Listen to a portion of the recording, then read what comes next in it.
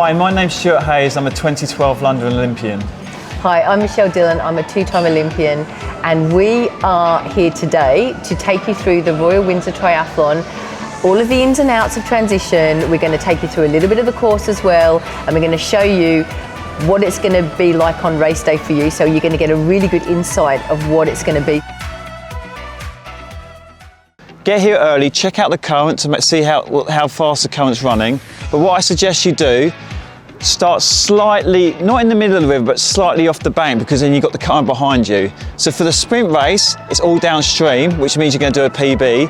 And for the Olympic distance, it's downstream with a little bit of upstream. So as soon as you hit the turn on the upstream, swim close to the bank and you'll have the best swim ever.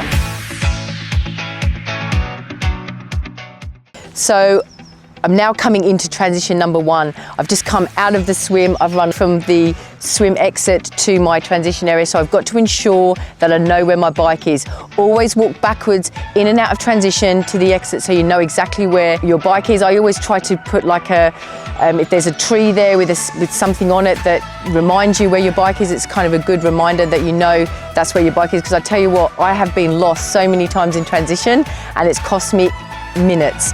So I'm going to take my wetsuit off, and to get that off quickly I've used some Vaseline.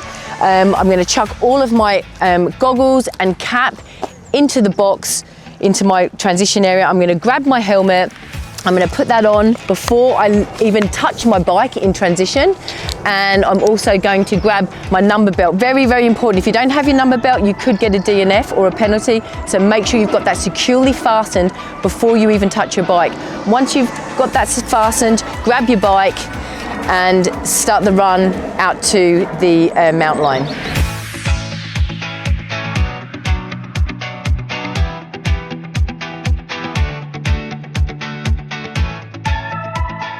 So we've just literally come out of the swim here, and you come under this little bridge, which is well marked, of course. You've got a nice little mountain line here, and then there's a little bit of a technical section here as you get on the first part of the bike course, just before you chuck a right onto a main road. Okay, so this was the section I remember quite vividly, actually, when I did the Windsor Triathlon a couple of years ago, because I was in full focus mode and I just wanted to make sure I knew where I was going and I was in the right direction. But don't worry, it'll be well marked. There'll be lots of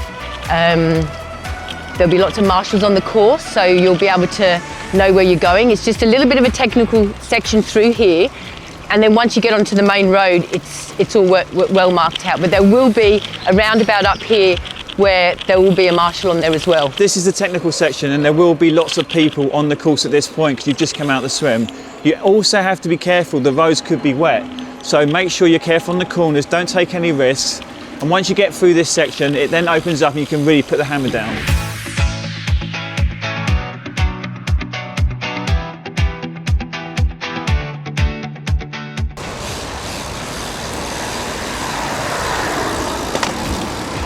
So coming off the bike, dismount line is just going to be here. So make sure you're fully hydrated, all fueled up, because next point of the race is a run.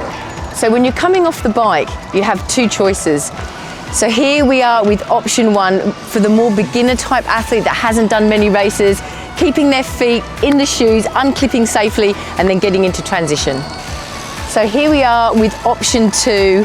This is for the more experienced athlete who's got their feet already out of their shoes, ready to dismount, ready to go straight into transition. Okay, so as we come into T2, as they call it, transition number two, you've got to ensure before racking the bike that the helmet stays securely fastened on your head. Then you can, once you've racked your bike onto the transition poles, you can put your helmet down and keep it into your boxed area. I'll have my running shoes in there with my elastic laces, so that'll give me a nice fast transition coming out of T2. I'll also have some extra hydration tablets if I need it, if I'm feeling a bit dizzy and I need to get that hydration back in, because sometimes there's only water on the run or something that doesn't really agree with you. I'll also have some gels, some extra gels, and I'll always carry one extra one with me just in case I drop it. And I'll also have my run hat, because it could be a really hot day and it just takes that little bit of an edge off on a hot day and can give you a little bit extra shade. So there we go, there's T2.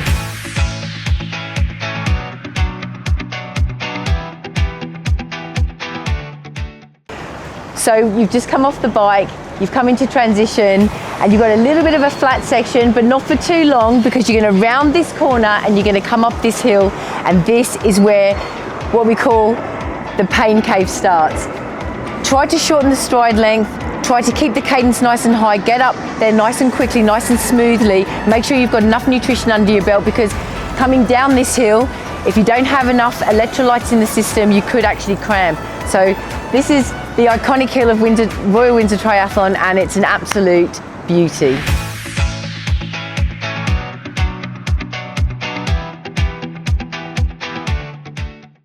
So here we are on the long walk. This is the iconic part of, one of the iconic parts of Windsor Triathlon, where the run will be. I mean, this is what makes this race really special, is you get to actually run past Windsor Castle. If you're doing the 5K and the sprint, it's 2 times, but if you're doing the Olympic distance, it's 4 times. And this is why we love Windsor Triathlon. It's a fantastic race. Royal Windsor Triathlon is taking place on the 15th of June. So make sure you grab your entry really quickly before the race sells out.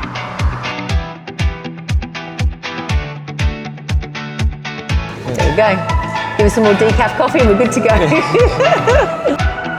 Actually, let me start. What are you doing? Stewie! Yeah. Good. Okay, excellent. That's a wrap then. You guys are awesome to work with.